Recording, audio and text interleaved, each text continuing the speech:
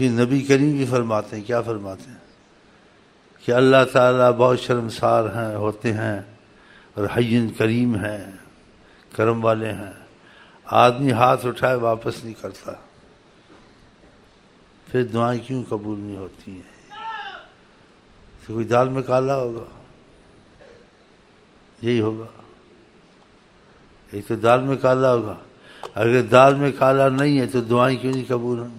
وہ قبول ہوئی ہیں، ان کی 3 صورتیں ہیں کہ جو تم نے مانگا وہ تم کو دے دیا، حدیث میں ہے، یا تم پر ایک بڑی مصیبت آنے والی تھی، حدیث میں ہے، خدا نے وہ جو تم نے مانگی دعا وہ نہیں دی، اس کے بدلے میں ایک بہت بڑی مصیبت ڈال دی، تو اللہ کبھی واپس دعا نہیں کرتا۔ اور تیسرا، تمہاری آخرت کے لیے دعا رکھی، نہ اس جو مانگا تھا وہ نہیں دیا، بلکہ آخرت میں تمہارے لیے خزانہ بنا دیا کہ تمہارے پاس وہاں مفلسی نہ ہوتی ہے، تم مصیبت میں کسی میں نہ آ جاتے۔ تو اسی حدیث میں آتا ہے اللہ بعض بندوں سے پوچھیں گے تم نے میں سے کچھ سوالات کیے تھے، کچھ تم کو یاد ہے تمہاری کچھ دعائیں قبول؟ کہے گا ہاں اللہ میاں بعضی دعائیں قبول نہیں تھی۔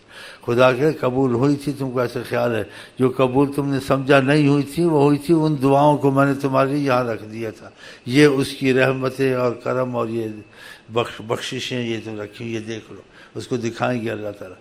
پھر وہ تمنا کرے گا کاش اس کی کوئی دعا قبول نہ ہوتی، قبول ہو جاتی ہے، لیکن اس کا تصرف اللہ تمہارے لیے بہتر کرتا ہے کہ یا تو وہی چیز تم کو دے دیں گے اللہ تعالیٰ، یا اس کے بدلے کوئی بڑی مصیبت ڈال دیں گے جو تم کو بہت پریشان کرے گی، کہ اس سے بڑی مصیبت ڈال دی، اس سے بڑا کرم کر دیا جو تم نے مانگا، یا تمہاری آخرت میں اس دعا کو رکھ دیا ذخیرہ تمہارے لیے۔